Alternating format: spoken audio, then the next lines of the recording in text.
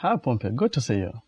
Yeah, thank you so much for having me. Yeah, it's nice to just have a nice chat with you. Always meet you, Manda, you and the kids and all that stuff. I know. Thanks. I'm glad to be here, actually. Otherwise, how have you been? I've been well. How are you? I'm okay, Yeah, thanks. Awesome. Thanks for making it to the show today. Anytime. Anytime. Yeah. Okay. Yeah. Maybe just for the sake of everyone watching us, maybe your full names? My full names are Chaka Chadza Nyatando. It's a mouthful. Chaka Chadza, that's Ngoni? Chewa. So okay. Chaka Chadza means the year has come. Chaka Chabwela. Like Chaka Chabwela now. Chaka Chadza is the Chewa deeper. My name is Ane Osakala, by the way. Yes. I work for Afya Muzuri. It's a local non-government organization. All right. We are into health communication, and we do a lot of work with regards to issues of health, HIV, sexual reproductive health, and many others. Wow. Yeah, so it's good to have you. No, thank you so much. Great to meet you as well. Do you know anything about Tikambe, by the way? Tikambe. Yeah, anyway, I do know I think the core of exact what the I would not understand obviously the full concept, but I think it's there to spark conversations that we don't normally have, to encourage open dialogue and people to talk. Exactly. Because I think all agreements or change starts from talking. That's the starting point. So so I think that's definitely something we don't openly do here. I think maybe it's cultural. We do talk, but only on the safe side of things. On the safer topics. Sides, on things the safer that topics. Seem a little bit gray. Exactly. We don't want to talk about them. Exactly. Okay, so on this show, we'll try and look at some of the critical issues. Today, we are looking at sexual reproductive health. Okay. And we'll see how it goes. All right. There's a video that we're supposed to be showing. Okay. I've never seen it. Oh, wow. So yourself. Oh, so we're seeing it for the first time. Okay, fantastic. So from that video, then we'll see how it goes. All right. Yeah. Awesome. Thanks. Sure. My names are Kapande Nancy Monga. I am 19 years old from Evelyn Horn College, and I'm studying library and information science. I stay in Woodlands, State House Police Camp, with my uncle and auntie. Those are my guardians. So my story is about a certain pastor I met through my auntie, my mom's young sister. What happened was, as I was growing up, I grew up more familiar with my dad, but unfortunately, in the year 2007, he left us. So I was left with mom, and I didn't grow up from within, so we had to come back. And that was in grade 7. Grade 7, came back to Zambia, then I started school. And then I was sent to boarding school because me and mom didn't get along. Yes, so from grade 8 up to grade 12, I was always in boarding school, alone. Mom used to come visit me during PTA, but yeah, I experienced boarding life to be very good. It was a two-way thing. It had advantages and disadvantages, but yeah, from boarding, I gained this massive freedom because the only time I was home was during the holiday for a month, then I would go back for 3 months, just like that. So I developed bad habits. School being school, teenagers being teenagers, peer pressure being peer pressure. I became this psychopath, I guess. Yeah, freedom. I became arrogant. I wasn't listening to my mom. I used to answer back, especially grade 12 being my last year. Answer back at mom, come home late, too much attitude. So when I finished school, this habit continued. I thought I was still in boarding, but then I was home. Mom got tired. She didn't know what to do. So my aunt, my mom's young sister, noticed this problem in me. So she's a very wonderful woman. I love her. My auntie, she introduced me to this bishop from her church. Yeah, So one day, first day of meeting, me and my aunt went to her house. She invited me over actually. And then she told me, there's this man I want you to meet. He's a man of God. I hope you like him. I know how you are, but try to be nice. Try to tolerate him. So yeah, I accepted because I noticed the change in me. So I accepted the opportunity. So I met the man. He was a good man. Had good experiences. He taught me the word of God. He told me your behavior has changed. Maybe it's because of the freedom you've experienced. You've known the world. Okay, you're growing up, which is very normal, but you're taking things too fast. Maybe there's something controlling you, or maybe there's something that's taken over you. So he concluded of the situation being a demonic scenario. And it was hard, quite alright, but I had no option but to accept it. Yeah, I accepted it. So we started the prayers, all that. And from 2013, when I completed school, up to this year, when I just got into school this year at Evelyn Horn, there's been a change of behavior. I reduced on the coming home late, the answering back. It's either me and mom just avoid those situations, or I don't answer back because I'm the young one, so I just have to respect myself. So yeah, the man told me, no, he started praying for me. He taught me a lot. But then earlier this year, this thing started last year actually. I reached a point when I just started having these bad dreams. I've always had bad dreams, but some nightmares are normal. But then there were these that used to haunt me, like I'm having sexual intercourse with someone in my sleep, and every time I woke up, I had low abdominal pains, which was very abnormal. I just couldn't get it. So me having someone that made me realize that what I was doing wasn't right. He was a man of God. I went to seek help from him. I went there. I called him personally without my aunt knowing, since I was fond of him now. And I told him, no, I'm having problems in my sleep. I get sleep, yes, but I'm having very bad nightmares and I wake up with so much pain in my lower abdomen. I don't know if it's normal. I don't think it's normal. It's never been normal. And he said, no problem. We can pray over that, but you have to come and see me.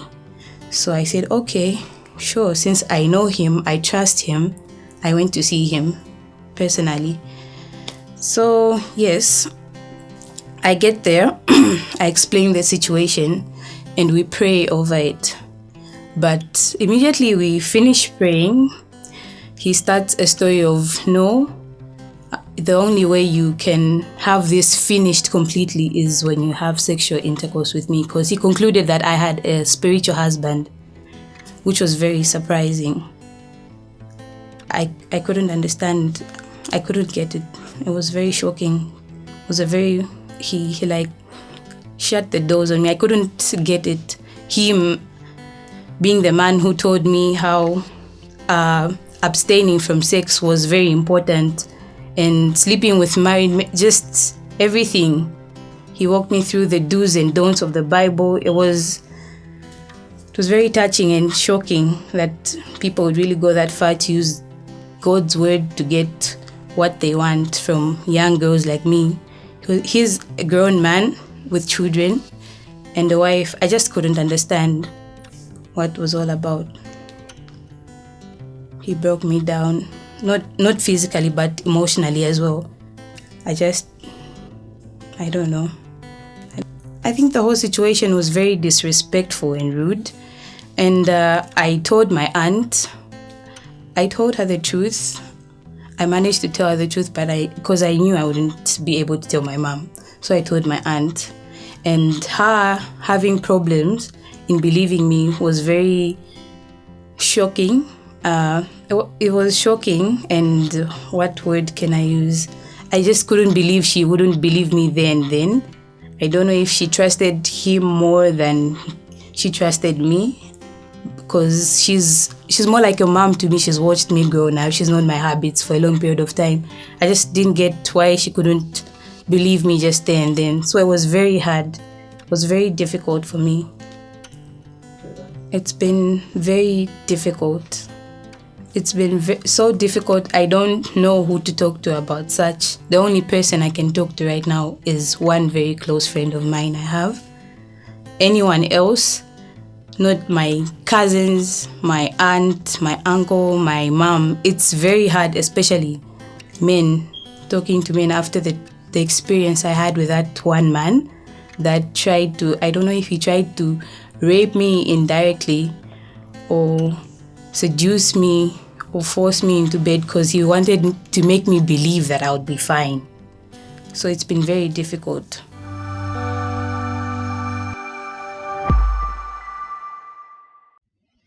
Pompi, wow. Your quick impression. Quite moving video, huh? What do you make of it? Sad. First of all, she's very brave to speak about that subject, but it's sad, especially especially seeing that obviously the gospel is what I live by. Sure.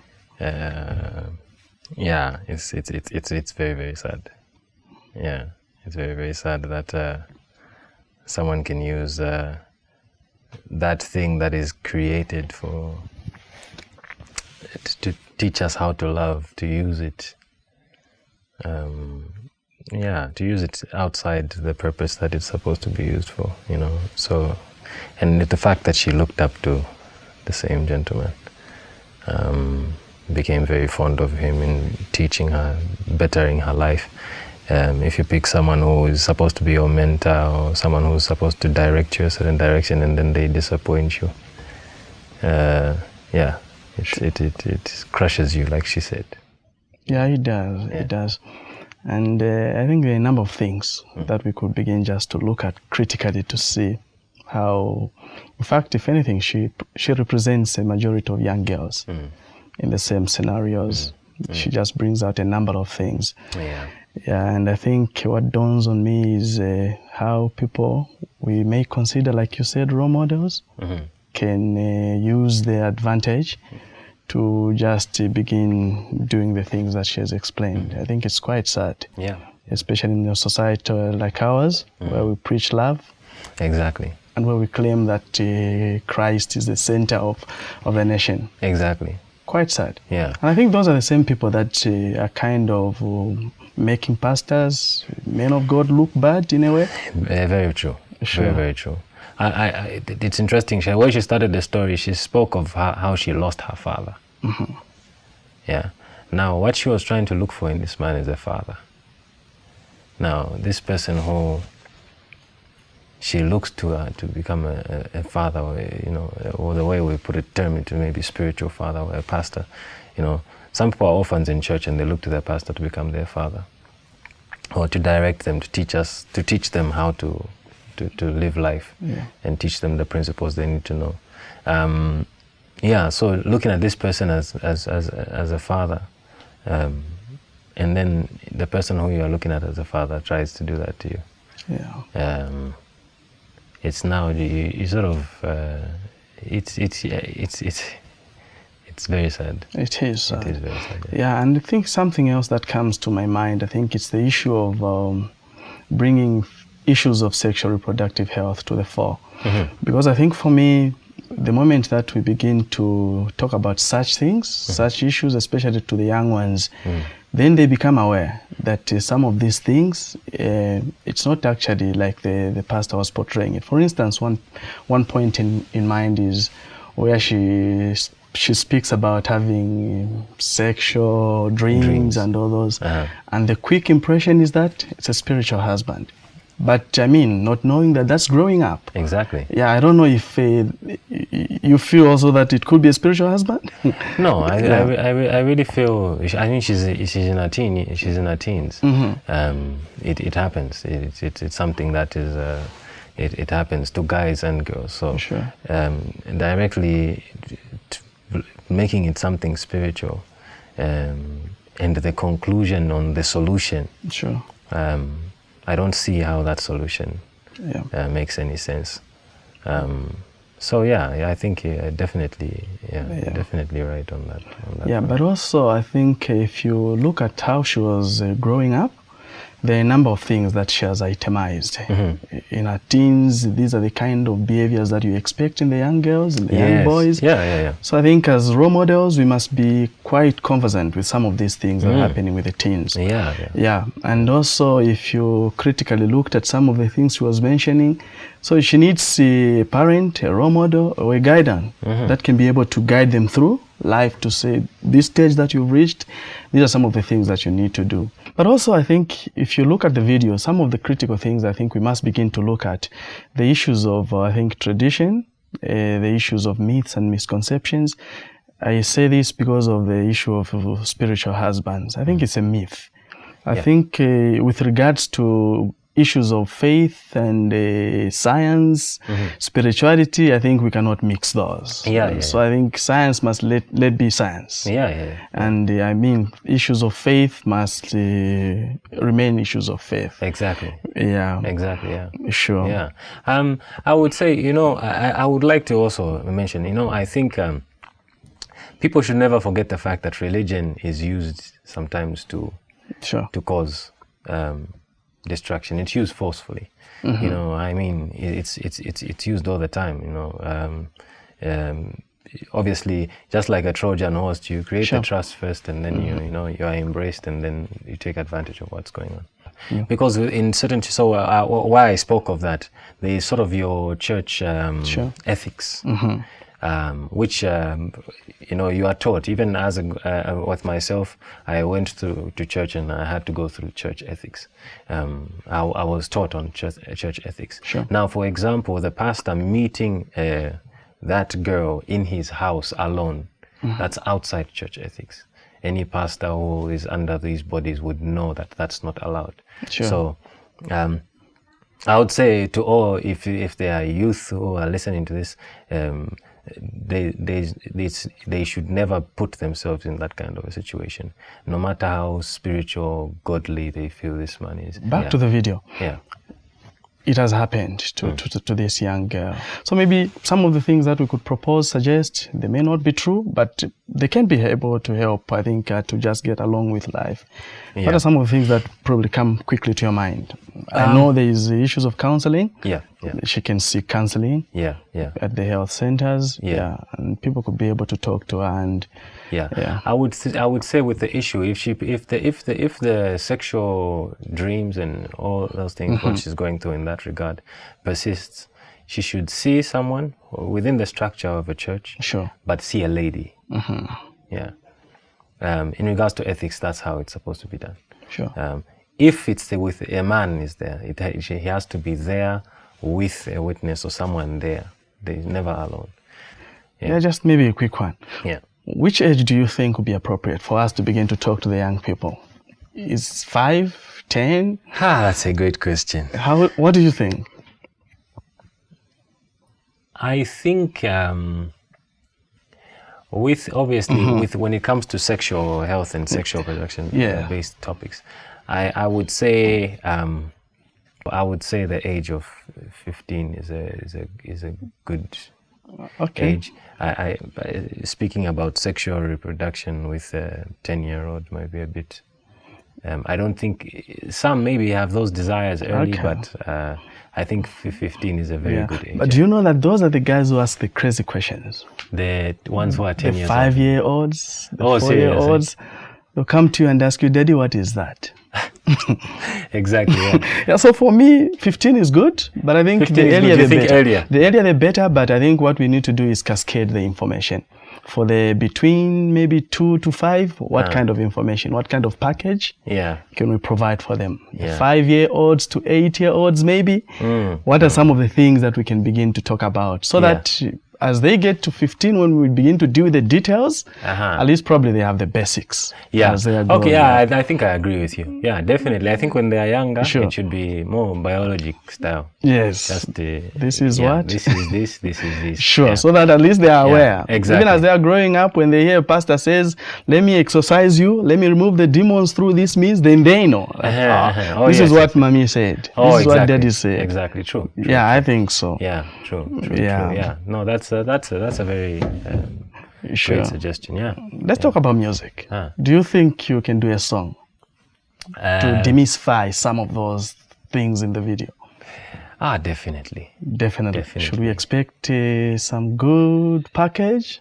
Yeah, and I would say so. This is a very it's a very bad representation of what the gospel should be. Not that I'm a perfect representation myself, but yeah, it's I mean, the gospel is not there. It's not necessarily, I don't want to make it churchy, but I don't want to make this church, but I mean, the gospel is about grace. So no one is perfect in the like, and people make mistakes. But yeah, I think they need to be addressed. I think even the pastor, should make an apology to her if he even gets to watch this. I think he really does need to make an apology to her, because he should understand how broken she was.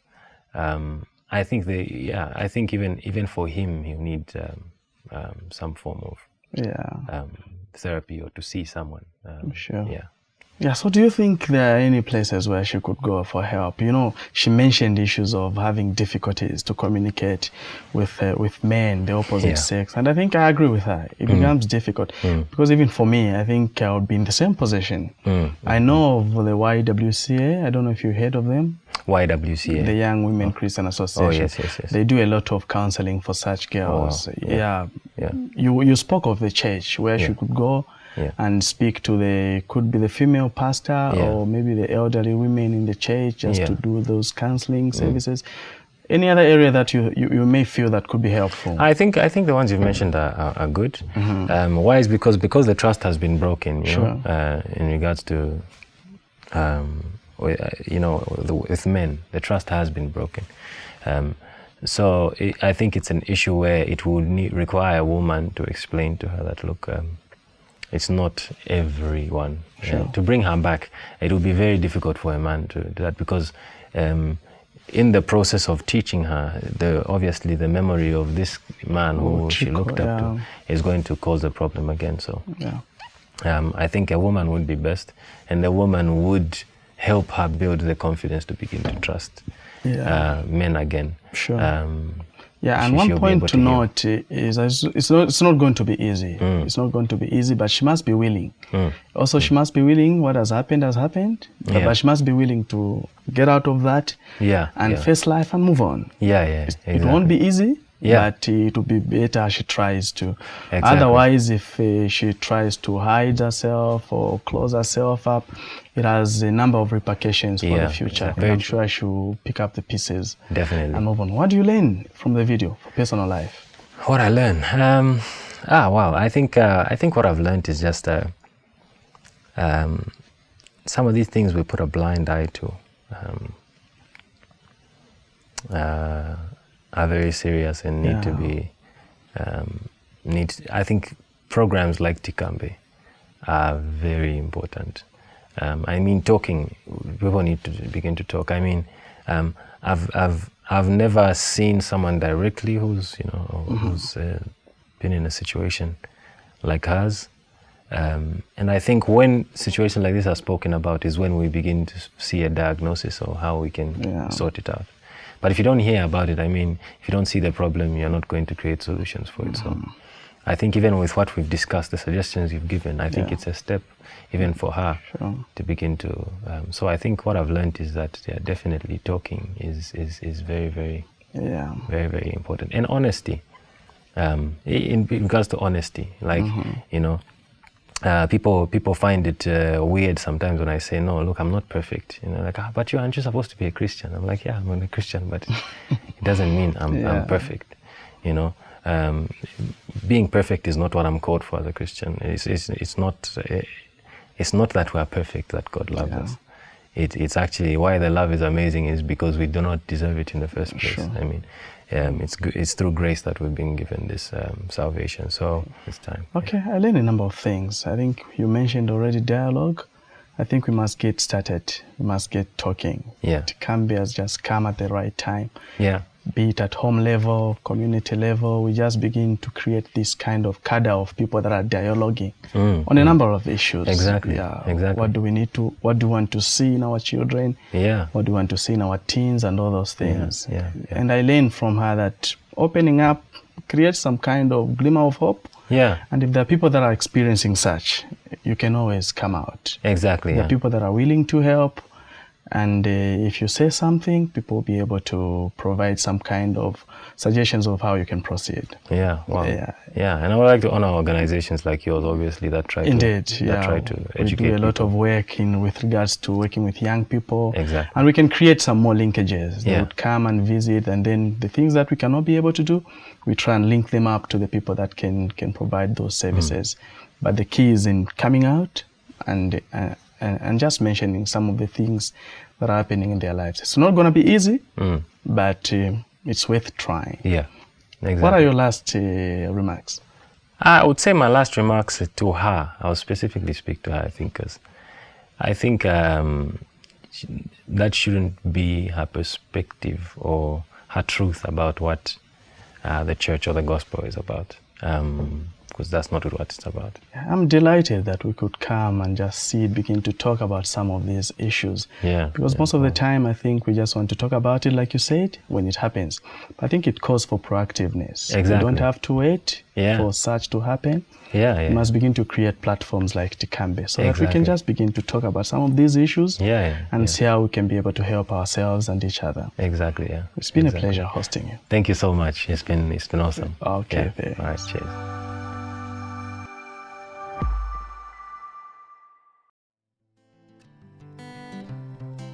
In a nutshell, the feeling was very different, like some kind of relief or something. Freedom, air, some space. I think it had a very big impact in my life, and it changed my life in some ways people can't even understand.